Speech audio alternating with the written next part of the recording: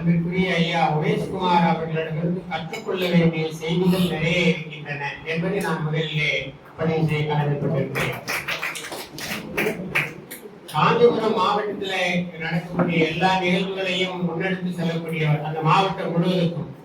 அது மட்டுமல்ல, வடலூர் தலைமைச் சங்கத்திலேயே ஒரு முக்கியமான ஒரு பொறுப்பை கொடுத்து வடக்கு மண்டலத்தினுடைய பொறுப்பாக இங்கே நடக்கக்கூடிய நிகழ்வுகளை எல்லாம் ஒருங்கிணைக்க வேண்டும் என்கின்ற செய்தியையும் அவங்களுக்கு கொடுத்திருக்கிறாங்க. என்று கேட்டால் அவங்க செய்யறது பணியின் விரைவில் பம்பரம் என்பார்கள். அவ்வளவு விரைந்து பணியாற்றக்கூடியவங்க. வெறுமனே ஏதோ பேசிவிட்டு போறவங்க இல்லை. உணவாக இருக்கட்டும், ஒழுக்கமாக இருக்கட்டும், ஜீவகாருண்யமாக இருக்கட்டும், எல்லாத்திலையும் கடைபிடிக்கக்கூடியவங்க தான். இப்போ பாத்தீங்கன்னா மிளகா போடாம புளி போடாம சாப்பிட்டு இருக்கிறாங்க.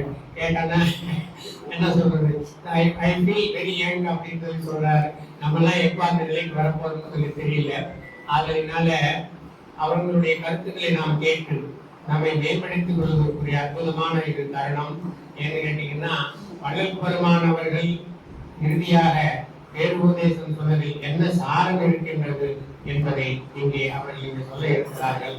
அவற்றை நாம் கேட்டு நம்முடைய வாழ்வை மேம்படுத்திக் கொள்வதற்குரிய அருமையான வாய்ப்பாக இதை எடுத்துக்கொள்வோம் என்று சொல்லி அவரை உடல் சார்பாகவும் வெளியேறி சார்பாகவும் வருக வருக வருக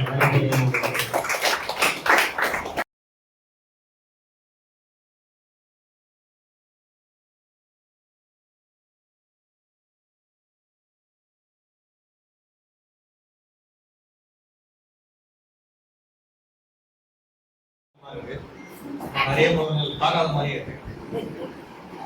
இருந்தாலும் கூட நம்ம எல்லாம் நம்மவர்கள், ஒத்துரிமையுடைய சகோதரர். அதாவது எவ்வுயிரையும் தம்முயிராக பார்த்து அந்த வாழ்க்கை எப்படி வாழணும்னு சொல்லி கொடுத்ததுதான் நம்ம வல்லரசு சொல்லியிருக்கோம். இப்போ நம்ம நேராவே விஷயத்துக்கு வரும். ஏன்னா நமக்கு நேரமும் இல்லை. நிறைய விளக்கங்களை ஐயா சொன்னாங்க, புனித ஐயா பேசினாங்க, முன்னாடியும் பெரியவங்க நிறைய பேர் பேசியிருப்பாங்க. நம்ம நடைமுறையில இந்த ஜீவகாருண்ய ஒழுக்கத்தை நம்ம எப்படி வாழ்க்கையெல்லாம் மாத்திக்கிறது, இதுதான் இங்க ரொம்ப முக்கியம். ஏன் அப்படின்னா, நம்ம ஏதோ ஒரு குறிப்பிட்ட வழிபாடு செய்யறோம்னா எவ்வளவு நேரம் செய்வோம் யோசிச்சு பாருங்க. நீங்க கடவுளை வழிபாடு செய்றீங்க, உங்களால எவ்வளவு நேரம் செய்ய முடியும் நினைக்கிறீங்க? இப்ப நம்ம இந்த மாதிரி சபை அமைச்சிட்டோம்.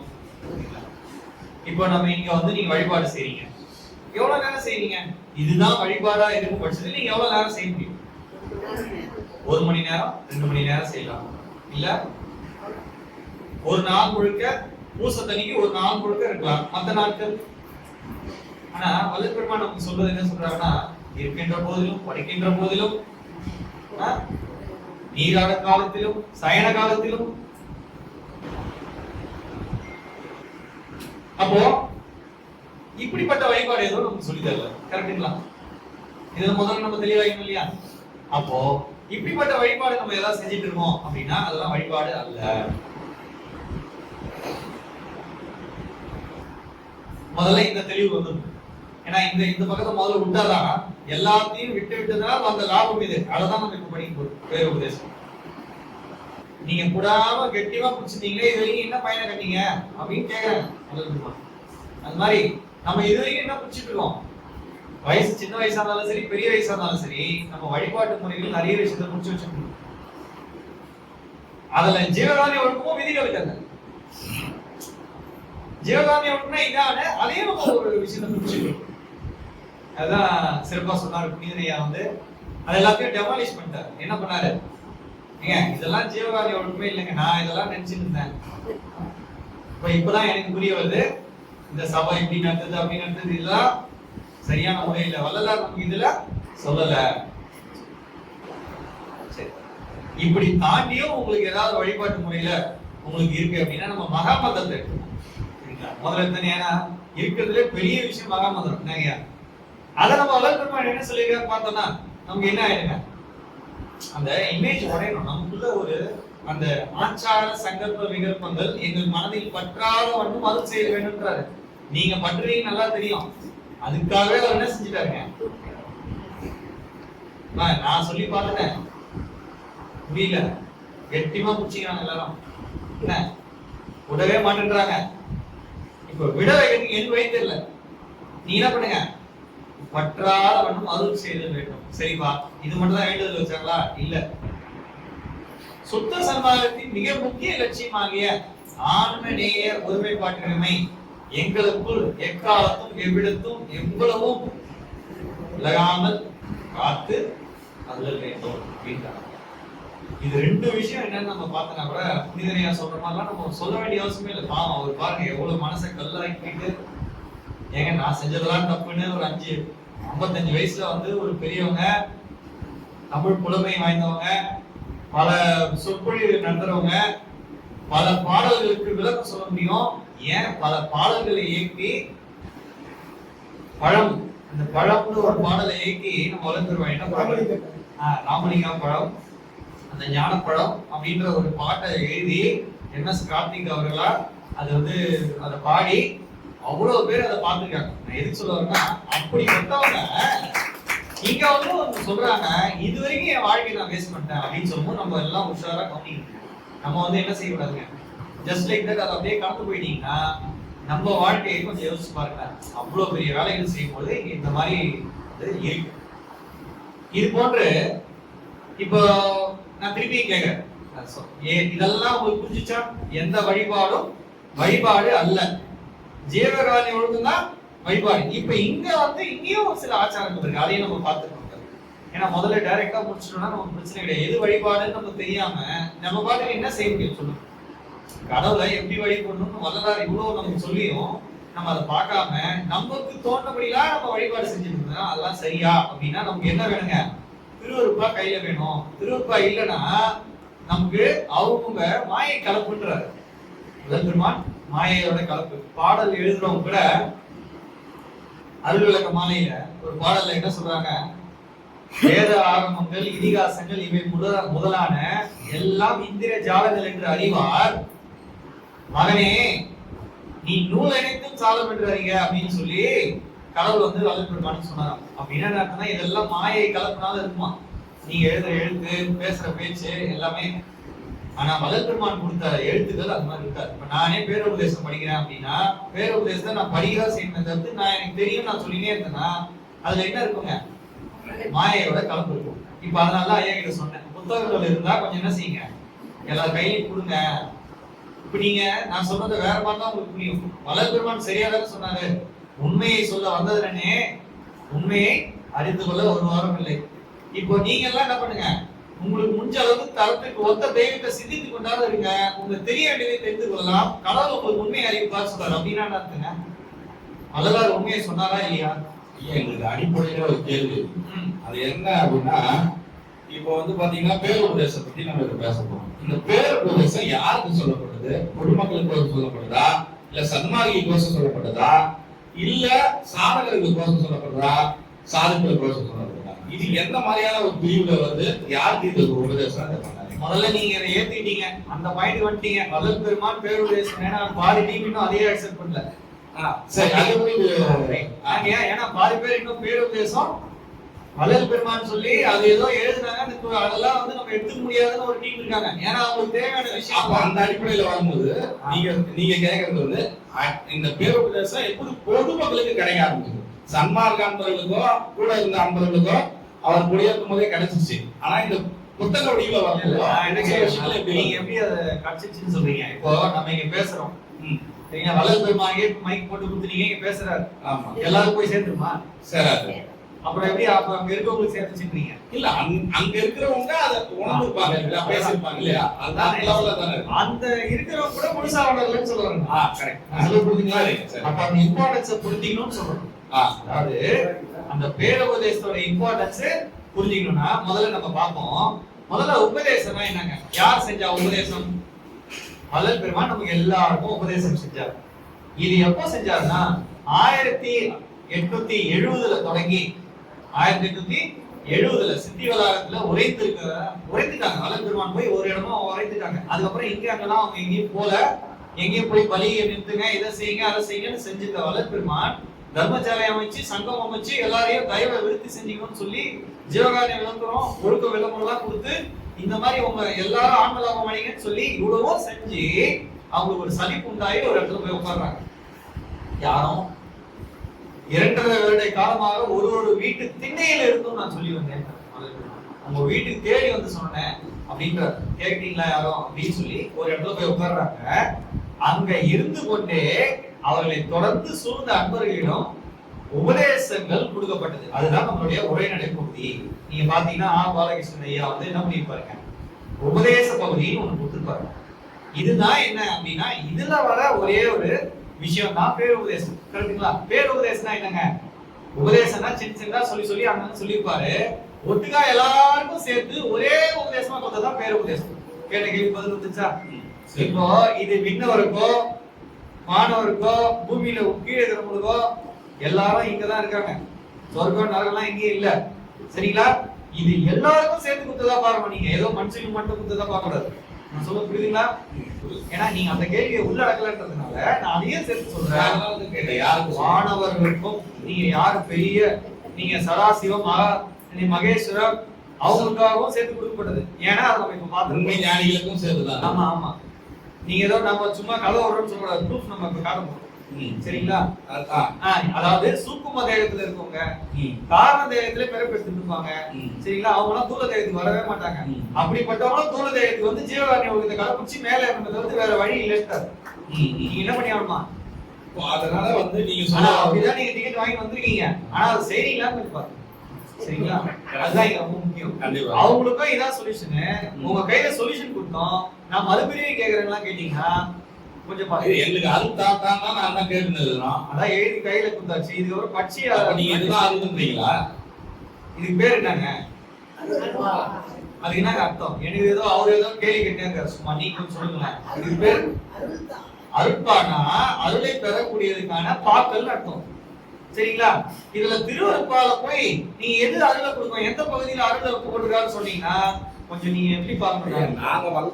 நாங்க கேட்க வளர்ந்து வருமானா ஐயா நீங்க தான் அருள் செய்யணும், ஏன்னா சன்மார்க்க விளங்க மாட்டேது எங்களுக்கு புரிய மாட்டேங்குது. நாங்க சொல்லிட்டாங்க சொல்லிட்டாங்களா? ஆமா சொல்லிட்டாங்க. அவங்க புரியல என்ன பண்ணுவாங்க? இப்ப பல்தான் அருள் தான் கேட்கிறோம், அருள் தான் எங்களுக்கு புரியும் கேட்கிறோம். சரி, இப்ப அருளை வந்து எப்படி தந்தாருன்னு பாப்போமா? அருளை வந்து எப்படி கொடுத்தாங்க அப்படின்னா, இப்ப நான் ஒரு லைன் படிக்கிறேன், நீங்களே படிங்க. நீங்க ஜீவகாரணி படிங்க, இல்ல என்ன படிங்க, திருவுருளை எவ்வாறு பெறக்கூடும்னே ஒரு தனி தலைப்பு இருக்கு. இருக்கு திருவுருளை எவ்வாறு பெறக்கூடும் அப்படின்னு இருக்கு. நீங்க எங்க படிச்சீங்கன்னாலும் என்ன சொல்றாருன்னா, கடவுளர்களை ஜீவகாரணி ஒழுக்கத்தினால் மட்டுமே பெற முடியுமே அல்லது அதுதானே சாப்பாடு போடுறோம். ரைட், நான் அதுதான் இது வரைக்கும் நம்ம வந்துருவோம். ஜீவகாரணி ஒழுக்கத்துக்கு வந்துட்டோம். இப்ப என்ன பண்றீங்க நீங்க? ஜீவகாரணி ஒழுக்கம்னா கடவுள் வழிபாடுன்னு தெரிஞ்சு போச்சா? சரிங்க, 24 மணி நேரமும் சாப்பாடு போட முடியுமா? கொஞ்சம் யோசிங்களா? சரி, நான் இப்போ நம்ம பேர் உபதேசம் பிரகாரம் போயிடும். ஏன்னா அதுதான் அவர் கொடுத்த உபதேசம் தான் கரெக்டா இருக்கும். திருப்பி நீங்களும் ஒரு உபதேசம் கொடுக்க ஆரம்பிச்சு இப்படியே குத்தினீங்கன்னா இது மாலா முடியாது. அதனால வள்ளல் பெருமான் கொடுத்த நமக்கு உபதேசங்களோட மொத்த குறிப்பு உரைநடை பகுதி. இது எப்படிப்பட்ட பகுதிங்க? அதாவது மக்களுக்கு எளிய வகையில புரியுற மாதிரி அவர் சித்தி பெறும் தருணத்துல கூட ஒரு காலம் இந்த பக்கம் வச்சுட்டு ஒரு காலம் அந்த பக்கம் வச்சது கூட எங்க இருக்குங்க? உரைநடை பகுதியில இருக்கு. கடைசி இரவு தோன்றும் துணியாக இருந்து நமக்கு கொடுத்த ஒரு உபதேசம் கூட எங்க இருக்குங்க? உரைநடை பகுதி. அந்த உரைநடை பகுதியை நீங்க ஏதோ ஒண்ணு அன்பர்கள் குறிப்பிட்டாங்க, இல்ல அது எப்படியோ கட்சிச்சு, இல்ல அதெல்லாம் முக்கியமான விஷயம் அங்க சொல்லல அப்படின்னு சொல்லி நினைச்சோம்னா நம்ம வாழ்க்கையை வீணடிக்கிறது நம்ம தான் வீண் காலம். அவரே சொல்லிட்டா இல்லையா, வீண் காலத்தை கழித்து கொண்டு இராதீர்கள். ஏன்னா நம்ம எல்லாம் புலவர் இல்ல, புரிதனியா மாதிரி எல்லாரும். கரெக்டுங்களா? ஏன்னா நமக்கு பாட்டெல்லாம் படிச்சா அந்த அளவுக்கு புரியுமா? புரியாது. புரிதனையா மாதிரி ஆளுங்க என்ன செய்யலாங்க? பாடல்களை படிக்கலாம், அதுல இந்த இடத்துல தத்துவ வெற்றி சொல்லியிருக்காங்கன்னு சொல்லலாம், இந்த இடத்துல என்ன சொல்லலாம், மன்னவிழா பெருவாழி இந்த பாட்டுல தான் சொல்லியிருக்காங்கன்னு சொல்லலாம், இதெல்லாம் சொல்லலாம். நான் என்ன சொல்றேன்னா எல்லாத்துக்குமே இதான் சொல்லியிருக்காரு. அப்படி பார்க்க தெரிஞ்சவங்களுக்கு தான் திருவருப்பா படிக்க வரும். இங்கதான் சொல்லியிருக்காருன்னா நான் முடிஞ்சு போச்சு. அது இது பேர் வைக்கிறதுக்கு என்ன அர்த்தம் இருக்கு? இதுக்கு மொத்தமா அது உள்ள தானே போட்டிருக்கு. Under its cover everything is available. கரெக்ட்டுங்களா? இதுக்குள்ள எல்லாமே இருக்கு. அப்படின்னா இது எல்லாமே உங்களுக்கு என்ன கொடுக்க போகுது? அருளை கொடுக்க போகுது. சரிங்களா? அப்போ அப்படி நீங்க பாத்தீங்கன்னா இதெல்லாம் வந்துடும். புனிதனையா விட்டதுலேயே நம்ம ஆரம்பிச்சிருக்கோம். மரணமில்லா பெருவாழ்வு பெறணும்ன்ற ஒரு ஆசை இல்லாம நீங்க என்ன செய்யணுமா? அதாவது உயிர்களை அதனுடைய அவஸ்தையிலோ உயிர்கள் நன்மை அடையணும்ன்ற ஒரு நோக்கத்திலேயே நீங்க செயல்படணும். மரணமில்லா பெருவாழ்வு பெறணும்ன்றதுக்காக நீங்க வந்தீங்கன்னா உங்களுக்கு கண்டிப்பா அது கிடைக்காது அப்படின்னு சொன்னார். அப்போ நீங்க வரீங்களா? சொல்றீங்க, நீங்க வரீங்களா? அவர் சொன்ன மாதிரி ஐயா அதுதான் நீங்க எதுக்கு வந்தீங்க மார்க்கத்துக்கு? நான் அருள் தேடி தான் வந்துருக்கேன். நீங்க அருளை தேடியும் மரணமில்லா பெருவாழ்வு தேடி தான் இங்க வந்திருக்கீங்க. ஆமா ஆமா. வள்ளல் பெருமான் மிக தெளிவாக சொல்றாரு. நான் ரொம்ப சீரியஸா சொல்றேன். இது ரொம்ப சீரியஸா எடுத்துக்க வேண்டிய கருத்து. அதாவது ஜீவகாருண்ய ஒழுங்கினால் தான் அருளை பெற முடியும், மாற்று கருத்து கிடையாது. ஆனால் நீங்க சுத்த தேகம் பெறாமல் உங்களால ஆணவ மலத்தை நிவர்த்தி செய்ய முடியாது. இதையும் நீங்க நல்லா ஞாபகம் வச்சுக்கணும். அப்போ இந்த சுத்த தேகத்தை எந்த மார்க்கத்தினால பெற வேண்டும்ன்றதுதான் இங்க விஷயம். ஆக ஜீவகாருண்ய ஒழுங்கத்து மூலியமா தான் பெற வேண்டுமே தவிர்த்து அது எங்க சொல்லிருக்காரு சொன்னீங்கன்னா கச கச கசன்னு நீங்க படிக்கிறீங்க. இப்ப என்ன செய்றீங்க? கரெக்டா இந்த புக்ல இப்ப நம்ம சொன்னது உபதேசம் புரிஞ்சுச்சு இல்லையா? உபதேசம்னா மொத்தமா வள்ளல் பெருமான் 70ல இருந்து 74 சித்தி பெறும் வரைக்கும் தன்னை சூழ்ந்திருந்த அன்பர்களுக்கு உபதேசித்து அருளிய குறிப்புகள் தான் ஒரே பகுதி. மொத்தமாவே நீங்க சொல்றத பார்த்தா திரும்பவும் அருள் கேட்டா உபதேசத்தை கையில கொடுப்பாங்க. இப்ப டெக்னிக்கலா ஒரு பாயிண்ட் இருக்கு, பார்த்துக்கணும் இல்லையா? உபதேசம்னா புரிஞ்சுச்சீங்களா? அடுத்துதான் வசன பகுதின்னு ஒரு பகுதி இருக்கு. இது எல்லாருக்கும் தெரியலையா? வசன பகுதினா வள்ளல் பெருமான் வசனமாகவே தெளிவாக சொன்னத ஒரு ஷார்ட்டா தான் சொல்லியிருப்பாங்க. பத்திரிகையா இருக்கலாம், எச்சரிப்பா இருக்கலாம், விண்ணப்பங்களா இருக்கலாம், இதெல்லாம் எதற்கு வரும்? வசன பகுதி அப்படின்னு சொல்லுவாங்க. இந்த வசன பகுதி என்பது என்னன்னா வள்ளல் பெருமான் அப்படியே தெள்ள தெளிவா எழுதி கொடுத்ததா இருக்கும். அப்படி இல்லைன்னா நமக்கு அதை ஒழுங்கா நோட் பண்ணிக்கங்கன்னு சொல்லி கரெக்டா சொன்னதா இருக்கும். சரிங்களா? இப்படிப்பட்ட பகுதிகளில் வர்றதுதான் நம்ம என்ன செய்யறாங்க அப்படின்னா, நிறைய பேர் பேருபதேசத்தை இதுல போய் வைக்கல. ஆனா ஒரு சில புத்தகங்கள பேருபதேசம் நானே கேட்கிறேன், ரெண்டுமே வளர்க்க சொன்னது தானே. நீங்க வேணா ஒரே நடை பகுதி படிச்சு பாருங்க. சாதாரண மனுஷங்க நோட்ஸ் அது மாதிரி எடுக்க முடியும்னு நினைக்கிறீங்களா? என்னங்கய்யா இது சொல்லுங்களா? அதுல இருக்க வார்த்தைகள் சரி ஜீவகாருண்ய ஒழுக்கம் வள்ளல் பெருமான் எழுதுறது கடையில கூட வச்சுங்களேன். இவங்க ஏதோ மாத்தி மாத்தி எழுதி கொடுத்துட்டாங்க கூட வச்சுப்போம். அப்படி எழுதுனா இந்த மாதிரி வார்த்தைகளை கொண்டு சாதாரண ஒரு மனுஷ தரத்துல இருக்கவங்களோ இல்ல ஒரு மகான்களால கூட ஜீவகாருண்ய ஒழுக்கத்தை எழுத முடியல. படிச்சு கொஞ்சம் பாருங்கன்னு சொல்றேன். கொஞ்சம் படிச்சுதான் பாருங்களேன். அப்படின்னா படிக்கிறதுக்கே அவ்வளவு கண்டினியூஸ் சென்டென்சஸ் தான் இருக்கும். அது அருள் விளக்கம். அதை வந்து நீங்க நிறுத்தலாம் முடியாது. அது ஸ்டார்ட் ஆயிடுச்சுன்னா நிறுத்தவே முடியாது.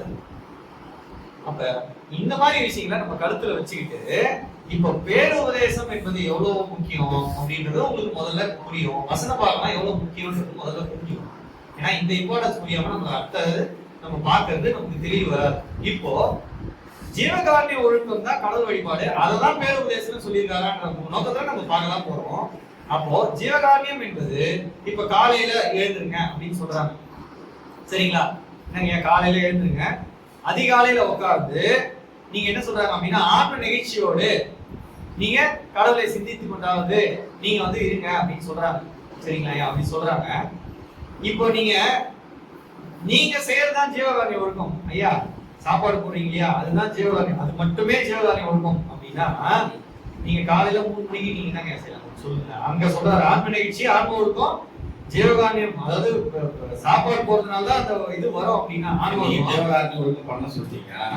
அவங்க எல்லாரும் ஒரு 9-10 மணிக்கு தான் சாப்பிடுவாங்க. காலையில என்ன பண்ணுவீங்கன்னு கேக்குறீங்க. 3 மணிக்கு வந்து ஜீவகாருண்யம் சுடுகாப்பி கொடுக்குங்க எல்லாருக்கும், எல்லாரும் ஏபி. ஆமா, மூலிகை கஞ்சி கொடுக்குறோம். அப்போ இங்க கொஞ்சம் டிஃபிகல்ட்டி புரியுதுங்களா? அவரு வள்ளலார் சொன்ன ஜீவகாருண்ய ஒழுக்கம் என்பதை நம்ம இன்னும் இன்டெப்தா போய் பார்க்கல. அத 3ஆ பிரிச்சுட்டாங்க. ஒண்ணு மக்களுக்கு செய்யும் ஜீவகாருண்யம், இன்னொன்னு மாக்கள்னா ஓரறிவு 5 அறிவு, அப்புறம் உயிர் பொருட்கள் எடுக்கணும். இது விரித்து கொண்டே செல்கின்றது. இது ஒரு பெரிய வாழ்க்கை. அந்த இன்ப வாழ்வு உங்களுக்கு எதனால கிடைக்கும் அப்படின்னா மக்களுக்குலாம் நீங்க செய்றீங்க இல்லையா ஜீவகாருண்யம், அதனாலே கிடைச்சிடும் உங்களுக்கு. இந்த பொருள் இந்த கஷ்டம்லாம் உங்களுக்கு எதுவுமே இருக்காது. அதனாலதான் நம்ம இதை செஞ்சு ஐயா சொல்ற மாதிரி என்ன பண்ணோம், அதுல நம்ம ரொம்ப திருப்தி அடைஞ்சிட்டோம். அப்புறம் மறுமை இன்பம் ஒண்ணு இருக்கு. அந்த மறுமை இன்பம் என்பது நீங்க ஓரறிவு முதல் 5 அறிவு படைத்த ஜீவர்களையும் நீங்க கணக்குல வச்சு அந்த உயிர்களுக்கும் நீங்க ஜீவகாருண்ய ஒழுக்கத்தோடு நீங்க வாழ்ந்தீங்கன்னா அது உங்களுக்கு என்ன கொடுக்குங்க, மறுமை இன்பத்தை கொடுக்கும். அதுதான் அவங்களுக்கு எல்லாம் சாப்பாடு போறோம் இல்லையா, போடுறோம் இல்ல வர நாய் பார்த்தா இல்ல அதுக்கப்புறம் குருவி நாங்க உணவு வைக்கிறோம், இதெல்லாம் நாங்க செய்யாத ஒண்ணு இல்லையா. அதுக்கு பேர் என்னங்க? நீங்க செய்யறதுக்கு பேர் என்னங்க? ஜீவகாருண்யமா இல்ல ஜீவகாருண்யம் ஒழுக்கமா? ஜீவகாருண்யம். ஜீவகாருண்யம். ஜீவகாருண்யம் எல்லா உயிர்களும் செய்யுங்க. ஒரு மரம் கூட உங்களுக்கு என்ன கொடுக்குங்க? நேரம் கொடுக்குது. அதுவும் ஒரு ஜீவகாருண்யம் தான். சரிங்களா? இது ஜீவகாருண்யம் இல்லைன்றீங்க நாங்க சாப்பாடு போடுறது. இல்ல குருவி இங்க நாய் யாருன்னா இதெல்லாம் மருத்துவரோ இல்ல சித்த மருத்துவரோ இல்ல மருந்துகளை கொடுக்குற அளவுக்கு யாருன்னா இருக்கீங்களா? இல்ல. சரி பரவாயில்ல. இப்ப ஐயா தான் வச்சுக்கோங்க, இவர் தான் மருந்து கொடுக்குறாரு. கரெக்டுங்களா? இவர் என்ன செய்யறாருன்னா, இவரு மிக சிறந்த ஜீவகாருண்யம் உள்ள ஒரு ஆள். சரிங்களா? இவர் என்ன செய்யறாரு அப்படின்னா, ஒருத்தருக்கு கால் வலிக்குதுன்னு வர்றாரு. அவருக்கு என்ன செய்யறாரு? இவருக்கு மருந்து கொடுத்து கால் வலியை சரி பண்ணிடுறாரு. சிறந்த மருத்துவர் இல்லையா? என்ன பண்ணிட்டாரு? கால் வலியை சரி பண்ணிட்டாரு. இப்போ அவர் போய் என்ன செய்யறாரு அப்படின்றத நீங்க இப்ப போய் நான் இப்ப சொல்றேன். வந்தவர் யார் அப்படின்னா, இந்த மாமிசத்தை வெட்டி வெட்டி நின்று கொண்டே ஒரு நாள் ஃபுல்லா இருந்து அவர் வந்து என்ன செய்யறவங்க? மாமிச கறியை வித்து பழைக்கிறவர். கடவுள் என்ன செய்யறாரு? அவருக்கு அவன் உட்கார வைக்கிறாரு. ஏன்னா இப்படியே அவன் செஞ்சா அவன் பாவத்தை மேற்கொண்டே இருக்கணும்ன்றதுக்காக அவனை என்ன செய்யறாருன்னா உட்கார வைக்கிறாரு. நிக்க முடியாத உட்கார வைக்கிறாரு. சரிங்களா? அவங்க பிள்ளைகளும் தலைமுறையே தான் தொழிலுக்கு வரலன்னு யாரெல்லாம் ஃபீல் பண்ணீங்கன்னா அது காரணம் நம்மளே நினைச்சுக்கணும். நீங்க அவங்க கிடையாது. நம்ம தலைமுறை ஏன் வரலன்னா கடவுள் அந்த தடுத்து ஆட்கொள்றாரு. இவங்க இப்படியே போனா இதுல முன்னேற்றம் இருக்காதுன்றதுனால தடுத்து ஆட்கொண்டு அடுத்த லெவலுக்கு அனுப்புவாங்க. நீங்க அதே தொழிலே நம்ம தலைமுறையா செய்யணும்னா நீங்க சரியா செஞ்சீங்கன்னா பரவாயில்லையே, நம்ம தான் தப்பா தானே செய்யணும். ஒரு நம்ம முன்னுக்கு வரணும் இல்லையா? அப்ப என்ன செய்யறாருன்னா, அந்த கால்வலி உள்ளவங்களுக்கு நீங்க மருந்து கொடுத்தோடனே அவங்க மேற்கொண்டு போய் திருப்பி என்ன செய்யறாங்க? அப்போ உயிர் கொலை செய்வதற்கு உபகாரம் செய்யணும் வரும் இல்லையா? அப்ப இவருக்கு சிறந்த மருத்துவரா என்ன பண்ணலாம் சொல்லுங்க? அப்ப ஜீவகாருண்யம் என்பது இவர் செஞ்சது, நான் இல்லைன்னு சொல்லல. ஜீவகாருண்ய ஒழுக்கத்துல அது இருக்கானா? இல்ல. அப்ப ஜீவகாருண்ய ஒழுக்கம் என்பது வளர்க்குமான்னு சொல்லி கொடுத்தது. நம்ம செய்யறது அவ்வளவுதான். இப்போ எதை செஞ்சாலும் ஒரு ஒழுக்கத்தோட செய்யணுமா? அப்ப ஜீவகாருண்யம் செய்யும்போது என்ன ஒழுக்கத்தோட செய்யணும்? ஜீவகாருண்யம் ஒழுக்கத்தோட செய்யணும். அதுக்கிட்டே ஒரு ஒழுக்கம் எழுதப்பட்டிருக்கு. எந்தெந்த உயிருக்கு என்ன செய்யணும், யார் யாருக்கு எப்படி சாப்பாடு போடணும், இதெல்லாம் அங்க சொல்லியிருக்காங்க. நேரிட்ட ஜீவர்களுக்கு சாப்பாடு போடணும், நேரிட்ட ஜீவர்களுக்கு சாப்பாடு போடணும் போடக்கூடாது. நேரிட்ட ஜீவர்களுக்கு உள்ளபடி பசியால் வருந்துகின்ற ஜீவர்களுக்கு நீங்க சாப்பாடு போடணும். அதான் தேடி போய் போடணுங்க. அதுதான் சொன்னேன். நேரிட்டன் முதல் வார்த்தையே சொல்லியாச்சு இல்லையா? அதுக்கு என்ன மீனிங்க? நீங்க தேடி போய் போட்டா அதுக்கு அர்த்தம் கிடையாது. நீங்க தினத்தோறும் உங்க வாழ்க்கை நடத்துறீங்க, சகஜமா போறீங்க. நீங்க என்ன செய்றீங்க? ஒருத்தவங்க யாரோ பாக்குறீங்க, அவங்க பசியா இருக்கிற மாதிரி தெரியுது. உள்ளபடி பசியால் வருந்துகின்ற ஜீவர்களை நீங்க நேரிட்ட பட்சத்துல நீங்க அவங்களுக்கு உபகாரம் செய்றீங்க. இது என்னதுங்க? ஜீவகாருண்யம். அதை கூட எப்படி செய்யணும்னா, அவர் படும் துன்பத்தை தன்னது என யார் எண்ணுகிறார்களோ அவங்கதான் என்ன செய்வாங்கன்னா, நீங்க சாப்பிட ஹோட்டல் சரணா போனா அவங்க வாங்கி கொடுத்து சரணம் போல வாங்கி கொடுப்பீங்க. இல்லைன்னா என்ன செய்வீங்க? 5 ரூபாய் பாக்கெட் வாங்கி கொடுத்துருவீங்க. சொல்ல புரியுதா? அப்ப அதுவுமே நீங்க நேரிட்ட பட்சத்தில் உள்ளபடி பசித்த ஜீவர்களுக்கும் ஏன் இப்படி நம்ம எவ்வுயிரும் தமிழாக பார்க்கதான் சாதனம் சொல்றாருன்னா இதுக்காக தான் சொல்றாரு. புரியுதுங்களா? இப்ப நீங்க என்னெல்லாம் பண்றீங்கன்னு, வீட்டுல இயற்கை விவசாயம் பண்ணின்னு நல்ல நல்ல இயற்கை பொருளா வச்சுன்னு நீங்க சபையில என்ன போறீங்கன்னு தெரியாதா? ஆமா கண்டிப்பா. நீங்க என்ன பண்றீங்க? உங்களுக்கு மட்டும் விஷத்துல நீக்கி சாதத்தை வடிச்சு சாப்பிடுவீங்க. என்ன ஆனா நீங்க அதுதான் ஈஸியா பண்ண முடியுது. ஆனா ஐயா மாதிரி அசாதாரணமான பவர் உள்ளவங்க என்ன பண்ணுவாங்க? மொத்த பேருக்குமே இயற்கை விவசாயத்துல சாப்பாடு பண்ணுவாங்க. அது ஒரு சிலராக தான் அது முடியும். ஆனா அது ஒரு கட்டத்திலயும் போய் அவங்க செஞ்சிருவாங்க. அவங்க அவ்வளவு தயவு உள்ளவங்க, அவங்க செஞ்சிருவாங்க. பின்னாடி அதுக்கு ஒரு கால் வரணும்ல, அந்த கால் வராத போது அவங்க செஞ்சிருப்பாங்க இல்லையே? என்னங்கய்யா? அந்த அளவுக்கு அவங்களுக்கு அந்த எவ்வுயிரும் தமிழா பார்த்தனால அவங்க செய்யறாங்க. ஆனாலும் அந்த ஒழுக்கத்தை நம்ம இன்னும் என்ன பண்ண ஜீவகாருண்யம் இருக்கு, எவ்வுயிரும் தமிழாக பார்க்க ஒரு உணர்வு இருக்கு, ஒருமை இருக்கு. தயவு இல்ல. தயவுனா என்ன, ஒருமைனா என்ன புரிஞ்சுக்கணும். ஒருமைனா எவ்வுயிரும் தமிழாக பார்த்து ஐயா செய்யற மாதிரி என்ன பண்ணலாம்? மொத்தமா நான் என்ன சாப்பிடணும் அதே சாப்பாடு தானே எல்லாருக்கும் போகணும் போட முடியும். ஆனாலும் ஒருமை வந்தா தயவு வந்துடும். ஆனால் அந்த தயவு விருத்தி செய்யும். கரெக்டுங்களா? நமக்கு ஒரு தயவு யாருக்கு தாங்க தயவு இல்லைங்க? தயவு இல்லாத யாருன்னா இருக்குமாங்க?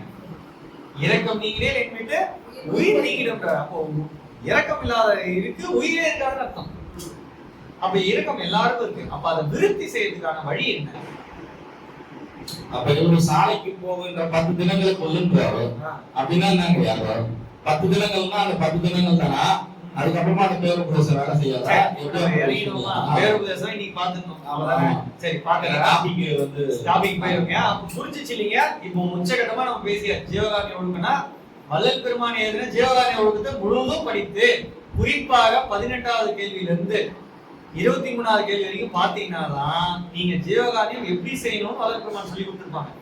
அப்ப ஜீவகாருண்ய ஒழுக்கத்தில் இருந்து ஜீவகாருண்யம் செய்கின்ற அந்த சம்சாரிகள் இருக்காங்க இல்லையா, அவங்கதான் யாவராலும் வணங்கத்தக்க உத்தமர்கள். அவங்க யாருங்க? யாவர்களாலும் வணங்கத்தக்க உத்தமர்கள். நம்ம ஒழுக்கத்துல இருந்து ஒழுக்கத்துல செய்யணும் சொல்ல வரீங்களா? நீங்க ஜீவகாருண்ய ஒழுக்க பிரகாரம் உங்க ஜீவனுக்கு நீங்க என்ன செய்யணும்? போடணும். நீங்க எல்லாத்தையும் போட்டுன்னு நான் ஜீவகாருண்யம் செய்யறேன் உங்களுக்கு எந்த அளவுக்கு ஒழுக்குதோ அதே தான் நீங்க அங்கத்துமே சேர்ப்பீங்க. என்ன பண்ணீங்க? முதல்ல சொல்றது நீங்க வீட்டுல சாப்பிடுவீங்க, நீங்க என்ன செய்வீங்க? அதுதான் அங்க போய் போட்டு போஷாக்கா போட்டு என்ன பண்ணுவீங்க? அங்கே நம்ம சாப்பிடறதுல அங்கே கொடுப்போம். விலைகளை கொடுக்கப்படாதுன்னா ஜீவகாருண்ய ஒழுக்கத்தை வந்து படிச்சா தானே தெரியும். உருளைக்கிழங்கு பொருள் போடா நாங்க எங்கேயுமே இல்லையே, ஈஸியா இருக்கு, விலையும் கம்மியா இருக்கு. முள்ளாங்கி கேரட் தானே அற்புதமா கிடைக்குது. மார்க்கெட்டுக்கு போனா வேற என்ன காய்கறி? நான் போய் எங்க போய் பச்சை அரிசி போறது, புண்ணு வச்சு தான் இருக்கு, அங்க இருக்குது, இதுதான் நான் போட முடியும். அது நம்மளுடைய தவக்குறைங்க. அப்ப எப்படிதான் செய்யுது? அது நம்மளுடைய ஒழுக்கத்தையோட சென்னையில போய் பாக்குறேன், எனக்கு இருக்கிற இடம் இங்க என்ன இருக்கு. இப்ப நான் என்ன சொல்றேன்னா இருக்கிறதெல்லாம் செய்யறது கிடையாதுங்க. ஜீவகாருண்யம் என்பது உயர்ந்த செயல். அதை ஜீவகாருண்ய ஒழுக்கத்திலிருந்து செய்யும்போது அது ஒரு மிக உத்தமமான ஒரு செயலா மாறுது. ஜீவகாருண்யம் என்பது உயர்ந்த செயல் தான், அதுல குறைபாடே கிடையாது. அது எப்போ அது மிக உயர்ந்த ஒரு உத்தம செயலாக மாறுது. அகவல் எப்போ எப்படிங்க முடியுது சொன்னீங்க? உயிர்கள் அடையும் துன்பத்தை நீ அடைந்து விளக்குக மகிழ்க உத்தமனாகுக ஓங்குக என்றனை. ஜீவகாருண்யத்தோட கடைசி பேராகிராஃப் 1வது பேராகிராஃப் என்ன முடியுது? ஜீவகாருண்ய ஒழுக்க முடியவர்களாகி ஜீவர்கள் பசி என்கின்ற அபாயத்திலிருந்து நீங்க செய்கின்ற உத்தமர்கள் யாவர்களாலும் வணங்கத்தக்க சிறப்புடையவர்கள் என்று கடவுள் சாட்சியாக சத்தியம் செய்யப்படும் என்று அறிய வேண்டும். இது எங்க முடியுது? அங்கே சத்திய நிலை வந்துச்சா? இங்கேயும் உத்தமன் வந்துச்சா? அப்ப ஜீவகாருண்ய ஒழுக்கத்துக்கும் அகவல்தான் சொல்லியிருக்காங்க அப்படின்னு சொன்னா ஐயா 67 நீங்க 73 சமாச்சாரத்தை சொல்றீங்க, 73 சமாச்சாரம் சரி. ஏன்னா அப்போ வந்து அவருக்கு அல்ப அறிவுன்னு சொல்லிட்டாரு. அதனால அது வந்து இல்ல. சரி, ஓகே. அப்போ நம்ம வந்து இப்படியே கேள்வி கேட்டுட்டே போனா நம்ம ரொம்ப முடிக்க முடியாது. அதனால அப்ப இல்ல ஐயா, பேருபதேசத்துல கேட்கணும்னா அப்ப ஒரே வார்த்தையிலே சொல்லிருக்கலாமே, நீங்க ஜீவகாருண்ய ஒழுக்கத்துல முன்னாடி எழுதிருக்கேன் இல்ல சொன்ன மாதிரி நடந்ததுன்னு சொல்லிருக்கலாமா? ஏன் அந்த ஜீவகாருண்யம் ஒரு எழுத்து கூட இல்லையா? நீங்க ஜீவகாருண்யன்ற எழுத்து இல்லையா இல்ல ஜீவகாருண்யமே இல்லையா? அங்க ஜீவகாருண்யம் சொல்லிருப்பாரு. ஆனா எனக்கு தெரிஞ்சு நேரடியா எந்த விஷயமும் சொன்ன மாதிரி இருந்தா உபதேசனா சொல்லிட்டு போயிருக்கலாமே. ஒரு ஜீவகாருண்யம் மட்டும் இருக்குல்லங்கயா. ஒரு முதல் எழுத்துல சொல்லலையா? 2வது எழுத்துல அவர் பேச்சு மாறிச்சு. கவனிச்சிட்டீங்க? முதல் எழுத்துல என்ன சொன்னார்னா ஜீவகாருண்யம் இங்க சொல்லவே இல்லையான்னு சொல்லிட்டாரு. அடுத்தது ஜீவகாருண்யம்ன்றது வார்த்தை குறிப்பிடலையா இல்ல ஜீவகாருண்யமே அதுல இல்லையான்னு கேட்டபோது ஐயா சொன்னா எல்லாமே ஜீவகாருண்யம் தரேன்னு சொல்லுவாங்க. அந்த நம்பிக்கை எங்க அவர் மேல இருக்குது.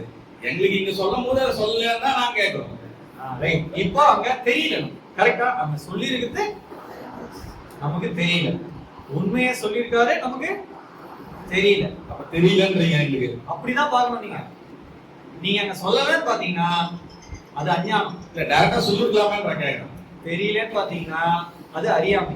அது நீக்கிடலாம். அறியாமை எப்படி நீங்க ஆசாரிய துணை கொண்டு நீக்கிடலாம். ஒருத்தவங்க எடுத்து சொன்னாங்கன்னா அதுதான் என்னங்க நீக்கிடும். இதுல சொல்லவே நினைச்சீங்கன்னா அது அஞ்ஞானம். உங்களுக்கு யாரும் நீக்க முடியாது, கடவுள் தான் நீக்கணுன்றதுக்காக தான் இதுல எழுதி வச்சுட்டு போயிட்டாரு. நான் எவ்வளவு தூரம் சொல்லிட்டேன், நீங்க இதுக்கு மேலேயும் நீங்க பிடிக்கிறத டைட்டா பிடிச்சிருந்தீங்கன்னா அவர் தான் உங்களுக்கு சொல்லணும்னு தான் சொல்லிட்டாரு. சரிங்களா? இப்போ உபதேசம் என்பது என்னன்னு பார்ப்போம். இங்குள்ள நீங்கள் எல்லோரும் இதுவரை இது போல் இனியும் வீண்காலம் கழித்துக் கொண்டு இராதீர்கள் அப்படின்னா என்ன அர்த்தங்க? 73 ஐப்பசி மாசம் வரைக்கும் உடன் இருந்தவங்கள இருந்து எல்லாரும் இந்த உலகத்துல இருக்க எல்லா ஜீவர்களுமே அவர் சொன்னதை எதுவும் கேட்கல, வீண்காலம் கழிச்சிருந்தாங்கன்னு புரிஞ்சிச்சா? இதுல எதுவும் ஏமாத்த வேலை இல்லையே. இந்த வார்த்தைக்கு தான் அர்த்தம். சரி. இது முதல் சாலைக்கு ஆண்டவர் போகின்ற 10 தினம் ஆகிய கொஞ்ச காலம் வருகை அப்படின்னா என்னன்னு பார்த்துருவோம். சும்மா நம்ம வந்து இது தெரியாமையே அப்படியே படிச்சுட்டு போயிட்டே இருக்கா நீங்க முழுசா நான் சொல்லி கூட முடிப்பேன். சரிங்களா? ஆனா இதுல ஒரு விஷயம் இருக்காது. ரொம்ப இம்பார்ட்டன்ட் விஷயத்தை நம்ம புரிய வைக்கணும்னா அந்த பேர் உபதேசமே நம்ம புரியாம போயிடும். இது எழுதப்பட்டது என்னன்னா வள்ளல் பெருமான் சித்தி பெறதுக்கு இந்த காலமோ அந்த காலமோ நிறைய குமாராய் போச்சு. அப்புறம் தெளிவாவே வள்ளல் பெருமான் என்ன பண்றாருன்னா ஒரு கடிதம் ஒன்று எழுதுறாரு. எல்லாருக்கும் தெரியும் நீங்க சித்தி பெறுவது இக்காலமோ எக்காலமோ போய் அவன் போய் ஒழுங்குத கிளம்பிக்கிற வேலையை பாருங்க அப்படின்ட்டாரு. இந்த நோட்டீஸ் போட்டு ஓட்டுறது இதெல்லாம் செய்யாதீங்க அப்படின்னு சொல்லி ரொம்ப தெளிவா சொல்லிட்டாரு. அப்படி இருந்தும் அவருக்காக ஊழியனை பத்தி கடவுள் சொல்றாரு. என்ன சொல்றாரு? இந்த சாலைக்கு ஆண்டவர் வரப்போகிற 10 தினமாகிய கொஞ்ச காலம்ன்றார். அப்படின்னா என்ன? சாலைனா உடம்பு. அதுதாங்க சாலைனா தர்மசாலை சாலைனா உடம்பு சாலை தானே இது. தர்மம் பண்ணிதான் நீங்க இந்த சாலைக்கு தர்மம் பண்ணிதான் உங்களுக்கு இங்க என்ன கிடைக்குது? அருளே கிடைக்குது. நீங்க முதல்ல இது சாலை, இந்த ஜீவனுக்கு நீங்க என்ன பண்றீங்க? நீங்க பண்றீங்க. அதுதான் நான் வாய் விட்டே எதுக்கு கொடுக்குறேன்னா நீங்க பண்றீங்களா? அவங்க யார் போடுறாங்க? நாங்க தானே சாப்பிடுறோம். அததான் ஜீவகாரி ஒன்று போனீங்கன்னா அருள் நீதி பிரகாரம் ஆண்டவர் கொடுக்குறாரு அவங்களுக்கு சாப்பாடு. நீங்க ஆகாமி முயற்சி செஞ்சாதான் நீங்க சாப்பிடுறீங்கன்னு அர்த்தம். உழைச்சு புதிய கர்மாவை நீங்க புதுசா ஒரு முயற்சி பண்ணி ஒரு சாப்பாடு சாப்பிடுறீங்கன்னா அதுக்கு பேர் என்னங்க? ஆகாமி முயற்சி. மித்ததான் பிராரத்த கர்மா சம்பாதிச்சுதாங்க சாப்பிடுவோம். சரி, நீங்க சம்பாதிச்சு சாப்பிடுங்க. வேலைக்கு போயிட்டு தாங்க சாப்பிடுங்க. அப்ப அது ஆகாமி முயற்சி இல்லைன்றீங்க. சரி, சம்பாதிச்சு என்ன செய்யுங்க? புல் வச்சு சாப்பிடுங்க. சம்பாதிச்சு என்ன பண்ணுங்க? கிழங்கு சாப்பிடுங்க. சம்பாதிச்சு இதெல்லாம் எப்படி தெரியும்? ஒரு உயிரை போய் நீங்க ஒரு முயற்சி செய்யும் போதுதான் ஐயோ நான் வேறோட பொருந்துறேன்னு ஒரு ஃபீலிங் வரும். ஜீவகாமி என்பது ஃபீலிங். நீங்க அதை பிராக்டிஸ் பண்ணீங்கன்னா எப்படி வரும்? அப்ப நீங்க போய் எல்லாரும் விவசாயம் பண்ணுறீங்களா? அதாவது கஸ்லாங்கண்ணி வாங்கி சாப்பிடுறத அட்லீஸ்ட் என்ன பண்ணுங்க? கஸ்லாங்கண்ணி போய் வாங்குறீங்க. இப்போ நான் ஒருத்தரை கேட்டேன், கஸ்லாங்கண்ணி சிறப்பானது நான் ஒரு மெத்தட் சொல்லிட்டு இருக்கேன். இப்படிலாம் பாருங்க, கையில நசுக்கி பாருங்க, நீர் இல்லாத இடத்துல இருக்கணுங்க, இப்படிலாம் வள்ளல் பெருமான் சொல்லியிருக்காருன்னு நம்ம சொல்றோம். அவங்க என்ன செய்யறாங்கன்னா எடுத்த இடத்துல ஐயா எனக்கு தெரியுங்க கஸ்லாங்கண்ணி எப்படி பார்க்கணும்ட்டு அப்படின்னு சொன்னாங்க. எப்படின்னா ஆணி வேர் இருந்தா இப்படி, ஜல்லி வேர் இருந்தா எப்படின்னா இவ்வளவு தூரம் நமக்கு உயிர் இறக்கத்தை சொல்லி தருறாரு. அதை மேம்படுத்துறதுக்காக ஒரு கஷ்டம் சொல்றாரு. அதிக பேரோட இவன் பேர்பட்டாளா இருக்கும். அப்போ சொன்னதை புடிச்சிக்குமே தவிர்த்து எதுக்காக சொன்னாங்கன்றத நம்ம விட்டுட்டோம். புரிஞ்சுதா? எங்க சொன்னாலும் இதான் பாயிண்ட். நீங்க எத்தனை கேள்வி கேட்டாலும் நான் என்ன சொல்ல போறேன்? இதே மாதிரி தான் சொல்லுவேன்.